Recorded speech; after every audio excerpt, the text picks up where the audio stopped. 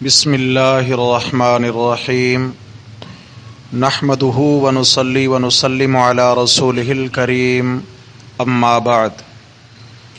گرامی قدر سامعین، ہم نے 16ویں پارہ کے آغاز سے لے کر 17واں پارہ کے ابتدائی ایک پاؤ تک آج الحمدللہ نماز تراویح میں منزل سنی ہے۔ سورۃ الکہف کے بالکل آخر کے اندر اللہ رب العزت نے اپنے دعوی توحید اور نفی شرک فی العبادت کا مسئلہ بیان فرمایا کہ آپ صلی اللہ تعالی علیہ وسلم کے ذریعے اللہ تبارک و تعالی نے اپنی تعریف اور وصف بیان فرمایا۔ قل لو کان البحر مدادا لکلمات ربی لنفد البحر قبل ان تنفد کلمات ربی ولو جئنا بمثلہ مددا۔ فرمایا کہ اگر سمندر سیاہی ہو جائیں اللہ رب العزت کی تعریفیں لکھنے کے لیے، اور اسی طرح کی ایک آیت اور مقام پہ ہے کہ اگر 7 سمندر سیاہی ہو جائیں، ساری دنیا کے درخت قلمیں بن جائیں اور اللہ رب العزت کے اوصاف ساری مخلوق لکھنے لگے، تو فرمایا ساری مخلوق، قلمیں، سمندروں کی سیاہی، یہ سب ختم ہو جائے مگر اللہ کی تعریفات ختم ہونے میں نہ آئیں۔ اللہ رب العزت کے اوصاف بے مثال ہیں، لا تعداد ہیں، ختم نہ ہونے والے اوصاف ہیں۔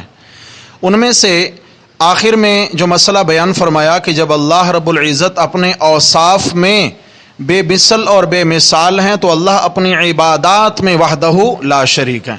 فرمایا قل انما انا بشر مثلکم یوحی الی، میرے پیغمبر جی اپنا تعارف کروائیے کہ میں تم جیسا انسان ہوں، یعنی آدم علیہ السلام کی اولاد میں سے ہوں۔ قل انما انا بشر مثلکم، فرق یہ ہے یوحی الی، میری طرف وحی کی جاتی ہے، یعنی میں اللہ کا نبی ہوں اور تم میرے امتی ہو۔ اور وحی کس بات کی ہوتی ہے؟ فرمایا انما الہکم الہ واحد، یہ مسئلہ وہی کیا جاتا ہے کہ تمہارا معبود ایک ہی معبود ہے۔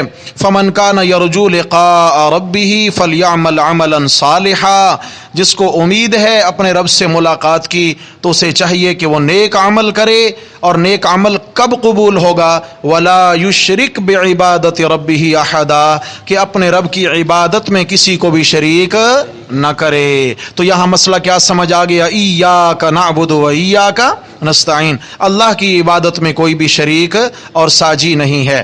آگے چلے تو سورہ مریم کا آغاز ہوا۔ حضرات محترم 3 صورتیں ہیں، سورہ مریم، طٰہٰ اور انبیاء۔ سورہ مریم کا دعویٰ ہے عجز المصطفین، یعنی اللہ رب العزت کی پاکیزہ ہستیاں گزری ہیں، حضرات انبیاء علیہ الصلاۃ والسلام، اولیاء کرام، لیکن فرمایا کہ جتنے بھی عالی مرتبت ہیں لیکن پھر بھی اللہ کے حضور وہ عاجز ہیں۔ کیا ہیں جی؟ فرمایا وہ اللہ کے حضور عاجزی کو اپنا طرہ امتیاز سمجھتے ہیں، اس لیے سورہ مریم کا دعویٰ ہوگا عجز المصطفین، کہ اس کے اندر مختلف ہستیوں کی عجز اور عاجزی کو بیان کیا جائے گا۔ پھر ہم آگے چلیں گے سورہ طٰہٰ کے اندر، تو اس میں کیا ہوگا؟ الابتلاء علی الانبیاء، کہ جو اللہ کی پاکیزہ اور برگزیدہ ہستیاں تھیں، فرمایا عاجز تھے اللہ کے حضور، آزمائشیں بھی بڑی آئیں ان پر۔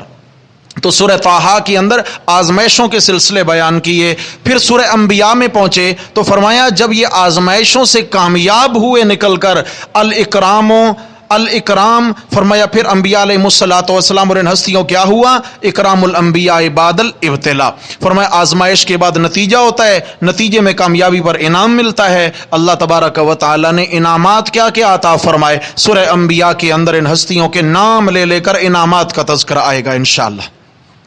تو چلتے ہیں سورہ مریم میں۔ سورہ مریم سے پہلے جو سورہ کہف گزری اس میں 4 ہستیوں کا تفصیلاً ذکر گزرا ہے۔ اصحاب کہف، جناب محمد الرسول اللہ صلی اللہ علیہ وسلم کے انشاءاللہ بھول جانے کا مسئلہ اور اس پر 15 روز تک وحی کا بند ہو جانا، پھر حضرت موسیٰ و خضر علیہ السلام کا تفصیلی واقعہ، اور جناب ذوالقرنین کا بادشاہ کا واقعہ۔ تو یہ جو مقدس ہستیاں تھیں، فرمائے ان پر بھی دیکھو کتنے حالات آئے، کتنے حالات آئے، تو ان کی زندگی سے پتہ چلا کہ اللہ کے عاجز بندے تھے، برگزیدہ تھے مگر اللہ کے आजिज बंदे थे। आजिज़ी ही ईमान वाले का फ़ख्र है। तो सूरह मरियम के अंदर सबसे पहला जो तज़किरा हुआ हज़रत ज़करिया अलैहिस्सलातु वस्सलाम का।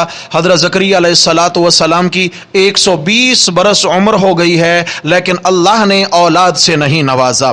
बीवी बांझ भी हैं और बुढ़िया भी हैं, और ख़ुद 120 बरस के हो गए। 120 बरस की उम्र ऐसी है कि कहते हैं रब्बी इन्नी वहनल अज़्मु मिन्नी वश्तअलर रअसु शैबा, मेरे अल्लाह मेरी हड्डियां कमज़ोर हो गईं, मेरे बाल सर के बाल सफ़ेद हो गए, दूर से बुढ़ापा दिखाई देता है, लेकिन मेरा हाल आपके ताल्लुक़ का क्या है। वलम अकुम बिदुआइका रब्बी शक़िया, मेरे मौला मैंने कभी भी तेरा दर छोड़ा, हाँ मैं कभी भी जो है ना आपसे, आपके दर से, यानी आपसे मांग मांग कर मैं बदबख्त नहीं ठहरा। क्या मतलब, आपके दर से मैं खाली झोली लेकर कभी नहीं गया।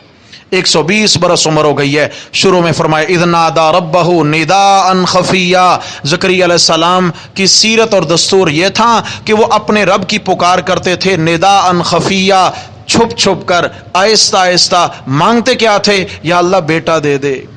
उम्र कितनी है भाई, 120। छुप कर क्यों मांगते हैं, लोग मजाक ना उड़ाएं कि इस उम्र में भी बाबा जी बेटा मांग रहे हैं। तो छुप कर अल्लाह के हुजूर इज्जो नियाज करते हैं। लेकिन मेरा रब कादिर है, देने पे आए तो दुनिया के असबाब का मोहताज नहीं है। हज़रत ज़करिया अलैहिस्सलातु वस्सलाम को अल्लाह रब्बुल इज़्ज़त ने 120 बरस की उम्र में याह्या नाम का बेटा इनायत फरमाया, आजिज़ी की इनाम मिला।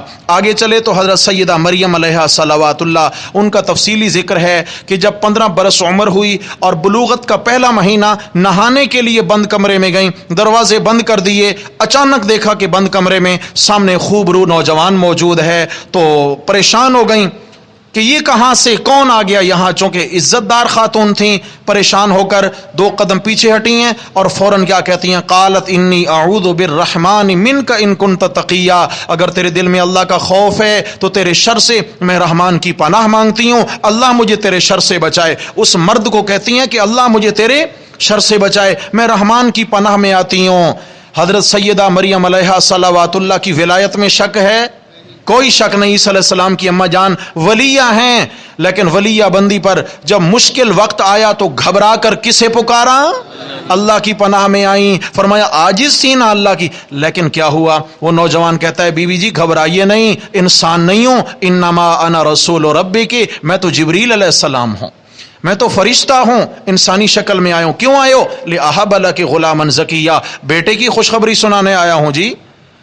ये क्या कहती हो, अभी शादी हुई नहीं और मैं कोई गुनाहगार खातून भी नहीं हूं, मेरे कैसे बेटा होगा।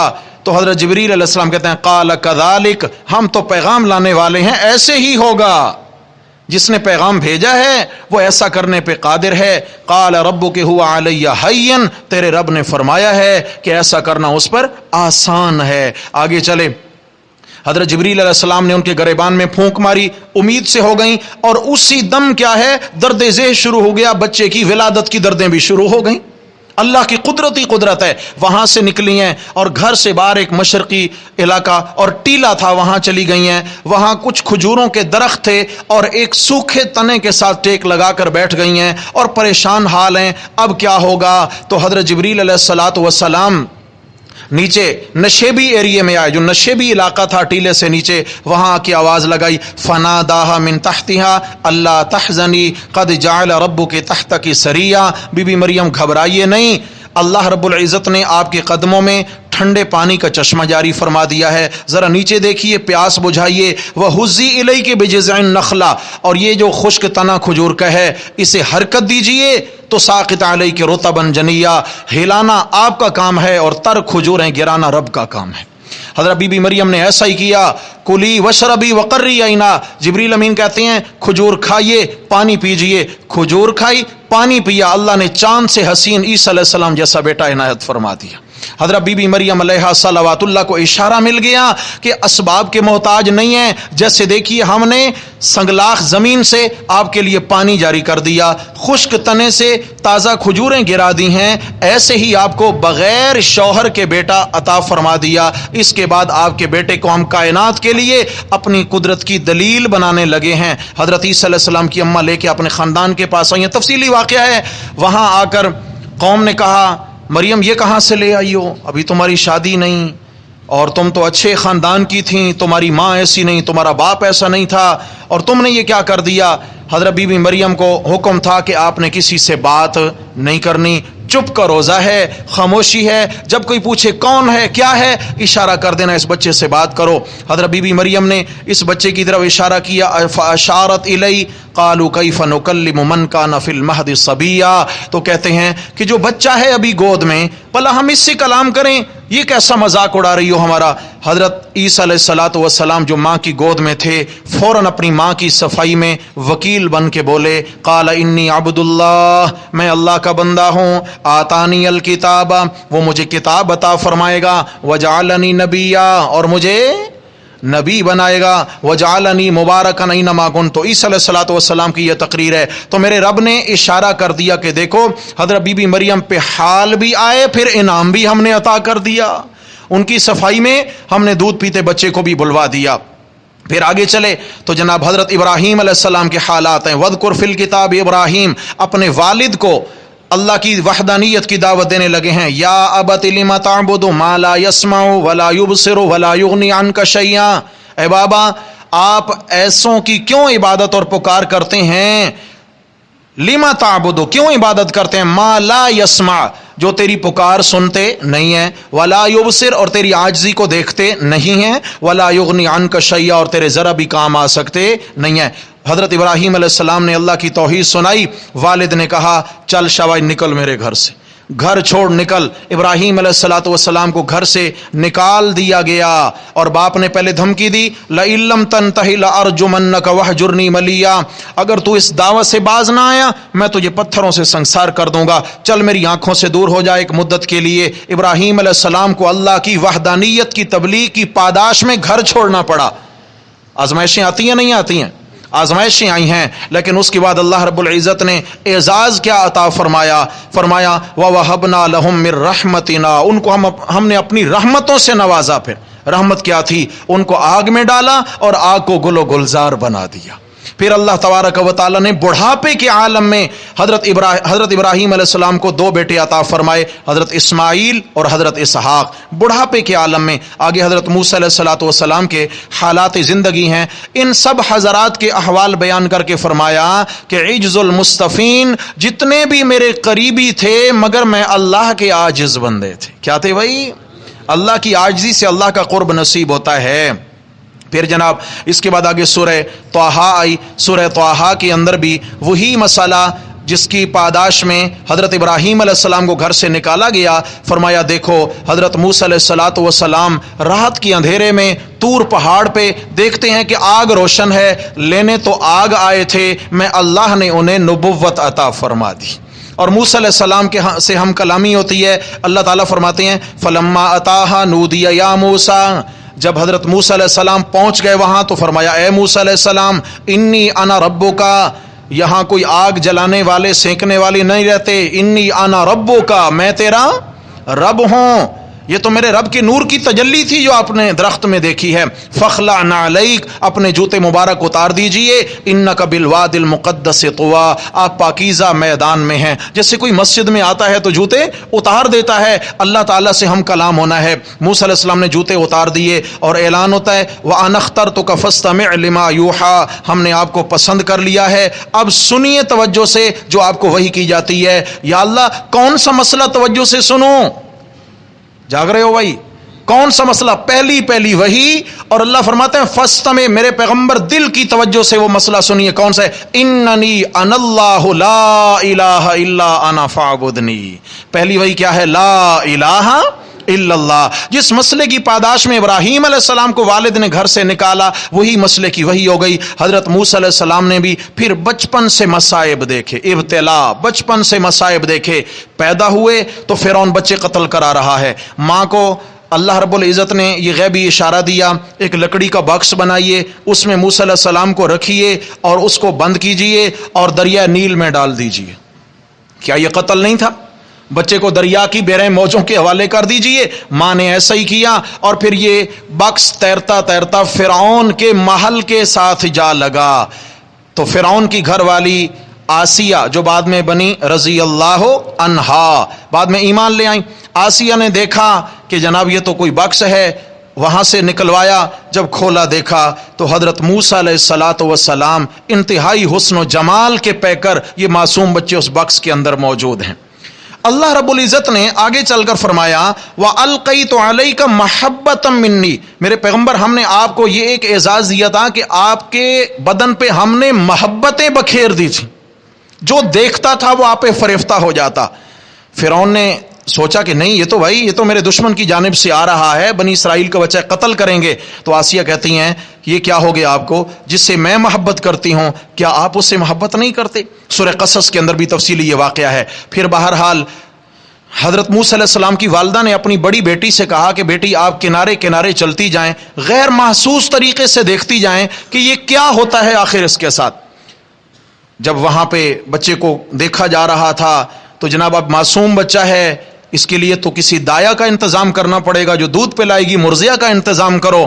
عورتیں بلائی گئیں۔ موسیٰ علیہ الصلاۃ والسلام کے متعلق اللہ فرمائے حرمنا علیہ المراضع، ہم نے موسیٰ علیہ الصلاۃ والسلام پر تمام دودھ والیوں کے دودھ کو حرام کر دیا، یعنی روک دیا، ممنوع قرار دے دیا۔ موسیٰ علیہ الصلاۃ والسلام کو سینے لگاتی ہیں مگر اللہ کے نبی کسی کا دودھ پکڑتے نہیں ہیں۔ بہن جی آگے بڑھی ہیں، کہتی ہیں حل ادلکم، کیا میں تمہیں خبر دوں علی من یکفلو، ایسے گھر والوں کی جو اس کی بہترین کفالت کریں گے؟ ہاں ہاں بتائیے۔ تو کہا کہ وہ فلاں جگہ ایک خاتون رہتی ہیں، موسیٰ علیہ السلام کی اماں کا نام لیا، خاتون رہتی ہیں، ان کو بلائیے، وہ بڑی جو ہے نا محبت والی عورت ہیں، بہت کیئرفل ہیں، خیال کرنے والی ہیں۔ حضرت موسیٰ علیہ السلام کی اماں کو بلایا گیا، موسیٰ علیہ الصلاۃ والسلام کو اماں جی نے ہاتھوں پہ لیا، اللہ کے نبی نے ماں کا دودھ پینا شروع کر دیا۔ بہانہ کیا ہوا کہ بھائی اب تو ماں سے عارضی جدائی ہوئی ہے لیکن اب ہمیشہ کے لیے ملانے لگے ہیں۔ اب جناب تقاضا یہ ہو کہ آپ تو یہیں محل میں رہیں اور یہیں رہ کر اس کی تربیت۔ فرمایا نہیں، تمہاری ضرورت ہے، اگر بچے کو دودھ پلوانا ہے تو بچے کو میرے حوالے کرو، میرے گھر میں بچہ میرے پاس رہے گا اور تمہیں وظیفہ بھی دینا پڑے گا۔ تمہیں وظیفہ بھی دینا پڑے گا۔ جس فرعون نے موسیٰ علیہ السلام کے قتل کا منصوبہ بنایا تھا، اللہ تبارک و تعالیٰ نے اسی فرعون کے خرچے پر موسیٰ علیہ السلام کو ان کی ماں کی گود میں پال کر دکھایا۔ اللہ قادر ہے یا نہیں ہے؟ اللہ اکبر۔ فرمائے ابتلا اور امتحانات آتے ہیں۔ پھر آگے جناب چلیں گے تو اصل میں سورہ طٰہٰ کے اندر ہمارے شیخ رحمہ اللہ یہاں پہ ربط بیان کیا کرتے تھے کہ جو پیچھے سورہ مریم میں مسئلہ توحید بیان کیا گیا ہے، اگر جرت و بہادری سے مسئلہ بیان کرنا چاہتے ہو تو آؤ سورہ طٰہٰ کا مطالعہ کرو، ایسے جرت و بہادری سے حق بیان کرو جیسے موسیٰ علیہ السلام نے پھر فرعون کے دربار میں حق بیان کیا۔ اللہ نے نبوت عطا کی، فرعون کے دربار میں جرت و بہادری سے مسئلہ بیان فرمایا۔ پھر جناب اس کے بعد آگے یہ سورت چلے گی، چلتے چلتے اس کی آیت نمبر 124 آئی۔ آیت نمبر 124 کے اندر اللہ رب العزت نے امور مصلحہ میں سے نماز کا حکم ارشاد فرمایا، فاصبر علی ما یقولون، فاصبر علی ما یقولون۔ آپ صلی اللہ تعالی علیہ، چلیں اس آیت سے بلکہ پہلے ایک اور آیت ذہن میں آ گئی۔ اس آیت سے 4-5 آیتیں پیچھے اگر ہم چلیں تو آیت نمبر 124 ہے۔ آیت نمبر 124 کے اندر فرمایا کہ اگر استقامت چاہتے ہو ایمان پر، اگر سرخرو ہونا چاہتے ہو بے اعتبار ایمان کے، تو پھر کیا ہے، قرآن مقدس سے اپنا تعلق مضبوط رکھو، اللہ کی وحی سے اپنا تعلق مضبوط رکھو۔ کیوں کہ قرآن مجید سے جس کا تعلق کمزور پڑتا ہے وہ 2 قسم کے نقصان اٹھاتا ہے، ایک نقصان دنیا میں اور ایک نقصان آخرت میں۔ دنیا میں کیا نقصان ہے؟ فرمایا ومن اعرض عن ذکری، جو میرے ذکر یعنی میرے قرآن سے اعراض کرتا ہے، فإن له معیشۃ ضنکا، تو اس کی معیشت تنگ کر دی جاتی ہے، اس کے ذرائع آمدن تنگ ہو جاتے ہیں، بہت محنت کرتا ہے ضرورتیں پوری نہیں ہوتی، لاکھوں کماتا ہے خرچے پورے نہیں ہوتے، برکت نہیں ہے، پھر کیا ہے کہ وہ محتاج بنا دیا جاتا ہے دنیا میں۔ میرے بھائیو ہم سمجھتے ہیں مہنگائی کا قصور ہے، خدا کی قسم اللہ کا قرآن کیا کہہ رہا ہے، جو اللہ کی یاد سے غافل ہوگا، جس کا اللہ سے تعلق کمزور ہوگا، اللہ تعالی سارے اسباب کے باوجود اس کو تنگ کر کر دکھا دیں گے۔ سارے اسباب موجود ہوں گے لیکن ضرورتیں پوری نہیں ہوں گی۔ اگر کیا ہے ضروریات چاہتے ہیں پوری ہو جائیں، برکات کا نزول ہو تو اللہ سے تعلق بنانا ہوگا۔ اس لیے وَفِي السَّمَاءِ رِزْقُكُمْ، زمین میں نہیں، رزق کہاں سے آتا ہے؟ فیصلے آسمانوں سے رزق کے آتے ہیں. ایک تو دنیا میں یہ نقصان ہوا, اللہ کے قرآن سے تعلق ٹوٹا, معیشت تنگ ہو گئی. وَنَحْشُرُ مِنْ حَيْثُ الْقَوْمِ من حیث الفرد تو یہ معاملہ ہے, من حیث القوم کسی بھی ملک کے رہنے والوں کا جب اللہ سے تعلق کمزور پڑے گا تو یاد رکھنا پھر عمومی طور پر سارا ملک بحران کی لپیٹ میں آئے گا, پورا ملک بحران کی لپیٹ میں آئے گا. تو اس لیے کیا کرنا ہے, سچے دل سے توبہ کرنی, اپنے رب کو منانا ہے. پھر قیامت میں کیا ہوگا, وَنَحْشُرُهُ يَوْمَ الْقِيَامَةِ أَعْمَى, فرمایا جس کا قرآن سے تعلق کمزور ہوتا ہے قیامت کے دن ہم اس کو آنکھوں سے اندھا کر کر قبر سے اٹھائیں گے, نابینا ہوگا. قَالَ رَبِّ لِمَ حَشَرْتَنِي أَعْمَى, کہے گا مولا کیا ہو گیا, آپ نے مجھے نابینا کر کر کیوں اٹھایا. وَقَدْ كُنْتُ بَصِيرًا, حالانکہ میں تو اچھا خاصا دیکھنے والا تھا, یا اللہ میری نگاہوں کو کیا ہو گیا. سمجھنا, قال كذلك اتتك آیاتنا فنسیتها, اللہ فرمائیں گے ہاں اسی طرح تیرے پاس ہماری آیتیں بھی چل کر آئی تھیں, تو نے ان کی پرواہ نہ کی. كذلك اليوم تنسى, آج ہم نے تیری پرواہ نہ کی. جن نگاہوں سے اللہ کا کلام دیکھ کر نہ پڑھا, اللہ کے کلام میں غور نہ کیا, تو وہ نگاہیں سلامت رکھنے کے قابل نہیں ہے. اس لیے میرے بھائی زندگی کا مقصد بنائیں کہ اللہ کے کلام سے تعلق جوڑے. اور اللہ کے کلام سے تعلق کب مضبوط ہوگا, فرمایا نماز کی پابندی لازم ہے. فاصبر علی ما یقولون وسبح بحمد ربک قبل طلوع الشمس وقبل غروبها, یہ 5 نمازوں کا ذکر یہاں پہ آیا. آگے سورہ انبیاء کا ذکر ہے, اور سورہ انبیاء کے اندر کون سی بات چلی, اکرام الانبیاء بعد الابتلاء. فرمایا حالات آئے لیکن اس صورت کے اندر صرف اکرام کی بات ہوگی. اللہ نے اپنے نبیوں کو پھر کیا کیا دیا, کس طرح نوازا. لیکن فرمایا اگر تم بھی اکرام چاہتے ہو تو مثالیں تو آگے آنے لگی ہیں, انبیاء علیہ السلام کے واقعات تو آنے لگے ہیں. لیکن اسی سورت کی آیت نمبر 25 کے اندر اکرام الانبیاء, یعنی اکرام کب ہوگا کہ جب اس مسئلے پر کاربند رہو گے, جس مسئلے کو دیکھ کر سارے انبیاء مبعوث کیے گئے. آیت نمبر 25 میں وما ارسلنا من قبلک من رسول الا نوحی الیہ انہ لا الہ الا انا فاعبدون. کون سا مسئلہ ہے بھائی, لا الہ, تعلق اللہ سے جوڑے, تعلق اللہ سے مضبوط ہو. فرمایا انبیاء علیہ الصلوۃ والسلام نے اسی مسئلے کے لیے قربانیاں دی, اللہ نے اکرام فرمایا. اے میرے نبی کے امتیو, تم بھی اسی مسئلے کے لیے قربانیوں کی خاطر تیار ہو جاؤ, اللہ تعالیٰ کا اکرام والا دسترخوان تمہارے لیے بھی تیار ہے انشاءاللہ. تو آگے انبیاء علیہ السلام کے حالات و واقعات آنے لگے ہیں, مثالوں کے ذریعے انشاءاللہ تعالی اکرام کا مسئلہ بیان ہوگا. دعا ہے اللہ جل شانہ ہم سب کو قرآن و سنت کی سمجھ اور عمل نصیب فرمائے. اقول قولی ھذا استغفر اللہ.